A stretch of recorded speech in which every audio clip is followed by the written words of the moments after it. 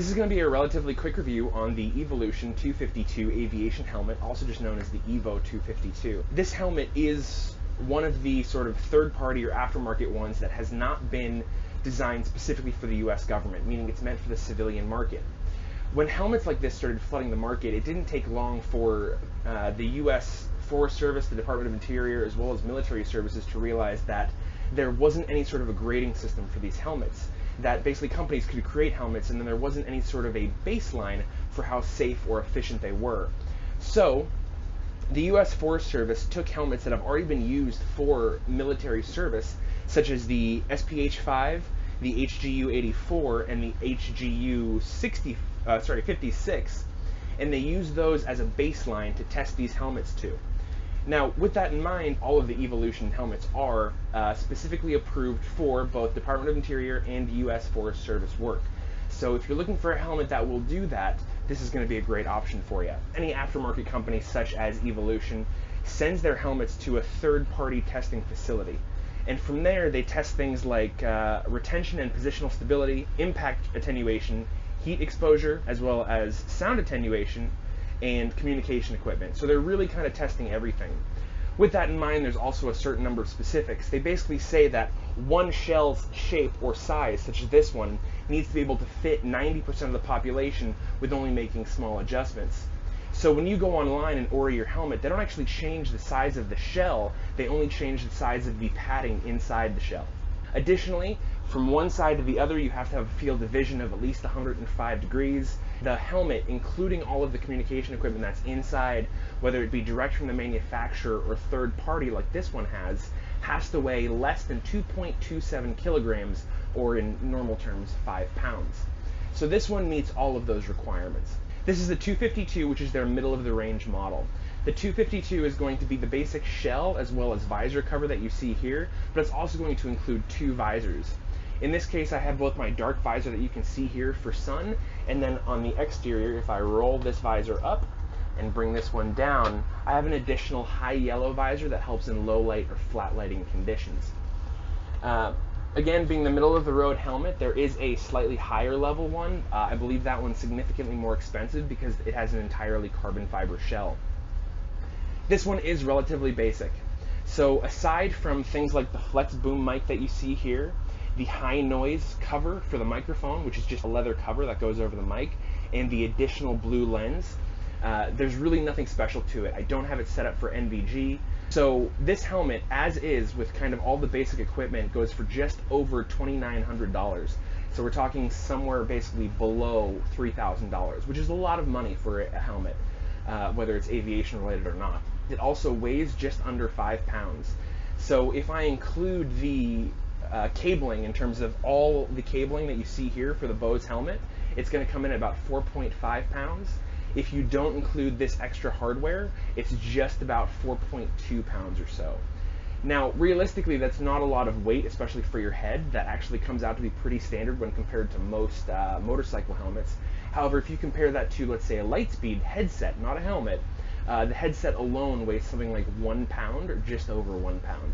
So realistically, wearing a helmet for 6 to 8 hours, which I do on a regular basis, that weighs 4 or 5 pounds, it's not the end of the world. But keep in mind, I'm not necessarily flying in a utility role. In a utility role where you might be sitting for hours on end with your head leaned down and one hand on the controls over the collective, I imagine that this weight, especially with your neck at an angle, can start to get extremely strenuous. Let's go ahead and jump into the things that I do like about the helmet. First of all, I think it's an extremely attractive helmet. If you compare this profile, let's go ahead and turn it sideways for you. So if you compare this profile to some of the other helmets on the market, such as the SPH series or the HGU series, it has a very nice organic curve to it. Some of the other military helmets are very boxy, especially around the ear section. They just kind of come down over and then back up. They don't look terribly attractive. This one, you can't really tell because the visor cover here covers up or hides that front portion. But at the back here, it's that very nice round shape, and then hidden below this cover is actually a hump that allows for space for that internal visor system that you have here. So I do think it's a wonderful helmet, and I love that you can really customize it, which we'll get into here shortly. In terms of actuation for the visors, For the internal visor, I've got a knob here on either side, so I can actuate it on either the left or right side, depending on which hand is free at the time. And then for the external visor, it's a simple clip system, so it's a pinch and pull. There's two buttons here on the top. I just pinch in, go down, and then from there it snaps into place. Now, in terms of customization as well as where this helmet came from, I bought it from helicopterhelmets.com. I think they're also known as Aviation Survival Gear, based in Melbourne, Florida. Now, these helmets are custom made to you. So you go online, you tell them what you want on your helmet, you tell them what size your head is, what color you want, what color visors you want. There's a whole slew of things. A lot of the things I wasn't sure what was what or what would be most beneficial for me, so I actually called them and they walked me through each individual option that the helmet had, which was wonderful. I cannot say enough about their customer service. Now, I did ship them my Bose headset. I shipped them the headset. They shipped me the helmet about a month later, and I did tell them that I was leaving the country and I really needed to have the helmet before I left, so they kind of put a rush order on it for me, and they were actually able to get it just shy of 3 weeks back to me, which was phenomenal. Now, when I got the helmet, I had an issue with the headset inside. It was squealing for no reason, whether it was plugged in or not. As soon as you turned on the noise canceling for the Bose headset, you would just get this high-pitched squeal.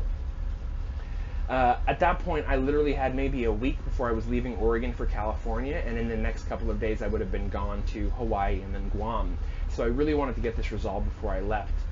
I called them after hours, and the owner of the company picked up on his cell phone. He had me ship the helmet back to them next day, which would have been something like $500 or $600 for shipping, except he gave me their FedEx number so I didn't have to pay for it.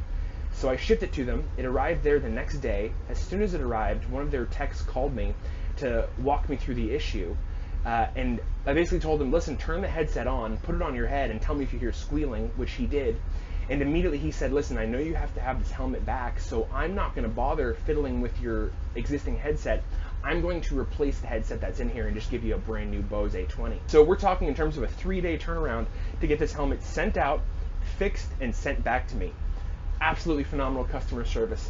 I have to say, if you need an aviation helmet, please go to these guys. Really great company to work with, and I cannot say enough good things about them. So aside from the customer service and the things that I do like about the helmet, one more thing I actually love about this helmet is the clip system here. I don't know what this system is called, but it's magnetic for the retention. So with this quick pull the tab, it lets go, and then it's magnetic. So all I have to do is clip that back in, and that's it. It's connected. It's not coming loose. So this is a wonderfully easy connection system that I'm a huge fan of. But aside from that, it's a pretty basic system. I mean, it is just a helmet. Now, the helmet does have 3 different levels. So the best way I can describe this to you is it's got an external shell, an interior shell that you can't see, and then next to that interior shell, I'm going to go ahead and take it off the stand that I've got here. If I pull out the comfort visor that I've got here, which is just attached with Velcro, you've got the foam liner inside. So yeah, what is it? It's the external shell, which is this orange cover that you see here. Then that internal, which is going to be again where that foam sits, and then the last is going to be the comfort system, which again it's basically just padding. And this is going to kind of bring me to some of the things that I don't actually like about the helmet. So let's keep in mind that this is a $3,000 helmet. I guess it kind of depends on what your personal input is, but I don't think that's affordable by any means. If you compare this to a top-of-the-line motorcycle helmet, which I actually have back at home, it's going to weigh about the same, but it's much more comfortable. It obviously allows airflow through because it has vents on it, and it's significantly less expensive. So my Shoei helmet, which has 2 visors, weighs just a hair less than this, and again I've worn for extended periods, cost me just about $600 or $700. And there's really nothing that I can see that helmet has that this one doesn't, except for the communication system. But the thing is, this helmet costs $3,000, not including a communication system. If you send them your Bose headset, that's basically an additional $1,300 that's not included in the price of the helmet. So if you're getting a communication system from them, it can be extremely expensive. These helmets can easily hit $3,000, $4,000, $5,000, which is a lot of money. Now, if you consider, sure, it's something you might wear for the rest of your career, maybe it's not that much. But I'm not sure that this helmet's going to hold up that long. Because realistically, this helmet is held together entirely by Velcro. If you look on the interior, let's get some stuff out of the way here for you. If you look on the interior, you see those black dots? Those are all Velcro spots that hold the comfort liner in place, okay? And this comfort liner is nothing special. It's basically just foam with a sort of polyester material over it. And what happens, because it's not actually Velcroed or snapped in place, is the more you adjust it, I don't know if you can see that, it actually starts to fray where those Velcro pads sit. So what happens after a while is it stops sticking properly. Additionally, with the Bose system that I have in here, okay, these ear cups are also held together with glue and Velcro. Let me see if I can pop one off here without breaking it.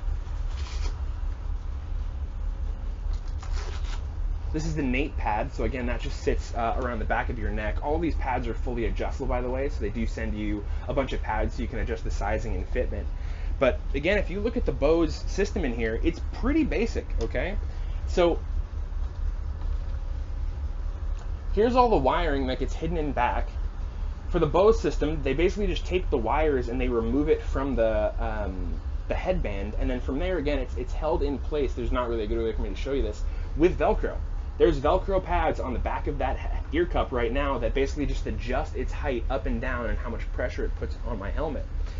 And then from there, there's a 3M pad that sticks to the inside of the helmet where that ear cup is supposed to go. When I first got this helmet, that ear cup would not stay in place, and there was one time where I went to adjust the ear cup and the Velcro padding behind it, and the whole thing came off. So I called him and I was like, what do I do? And he said, use hot glue. It's a $3,000 helmet and the entire thing is held together with hot glue, okay? That's not great quality. This neck roll that you have along the back, this is the one thing that's held in place with actual snaps, except the snaps are so cheap that they don't actually hold it in place. So when I got to the boat, every time I pull my helmet out of the bag, the neck roll would be hanging down. The snaps completely lost any of their retention. So I actually ended up gluing them in place, which I thought would be fine. Now the problem is, the neck roll here, I don't know if you can see that again, has started to wear where this buckle is, where this strap comes into contact with it. So eventually I'm going to need to replace this neck roll because that hole is just going to get bigger and bigger. Again, $3,000 helmet, not overly impressed with the build quality, okay? Plus, let's keep in mind, this helmet has not at any point been in contact with salt water. Yeah, it's you know, I've been wearing it for 8 months and 700 hours of flight time, but at no point has it actually touched salt water. It's just sea air. And every single connector or like bolt is rusted. I've got bolts here that are rusted, bolts here that are rusted. The bolts on the bottom of the microphone here that you can't see right now that are covered are rusted. The bolts here are rusted. On the back, the bolts that are holding this panel in place started to rust. I tried to kind of sand them down so they would stop rusting and then repaint them. They're already corroding again.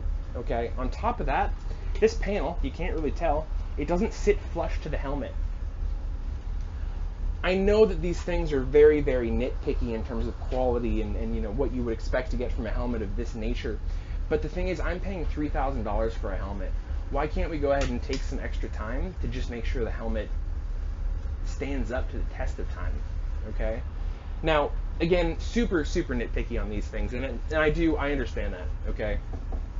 Overall, I will tell you, I don't have any experience with other helmets, so this one has been very good for what I needed it for. It's never failed me on a flight. It's always been extremely comfortable. Sure, my head gets hot after a while in any kind of hot conditions, but it's overall a very good helmet and very, very comfortable. I guess the final question, so I don't kind of drag this out too long, is would I buy this helmet again? I would say if you were like me and you honestly had no experience with helmets, see if you can make your way to a shop that sells these helmets so you can try them out for your own use and see which ones you like more, which ones kind of stand up to the test of time better. Overall, in the conditions that I was in where I needed a helmet quickly and I didn't have a lot of time to kind of get one, I think this helmet has been wonderful. Again, it's been extremely reliable. There are a lot of things I love about it. I can wear it for a long period of time without my head kind of getting uncomfortable or feeling a lot of strain on my neck. The microphone system, this flex boom system, I do really love. Aside from those small details, you know, kind of the use of Velcro, glue, and some of the cheaper materials that are used to put this together, I really like this helmet, and I do think it's high quality. Obviously, it's going to need some maintenance, kind of at certain intervals to keep it up and running, but I think it's a wonderful helmet, and I think if you were to spend $3,000 on it, you certainly would not be disappointed. So that's all I've got for you guys for now on the helmet. If you guys do have specific questions or want to know more about it, definitely feel free to hit me up. And as usual, please feel free to check out the website, which is aerialattraction.com. Thanks for watching, guys.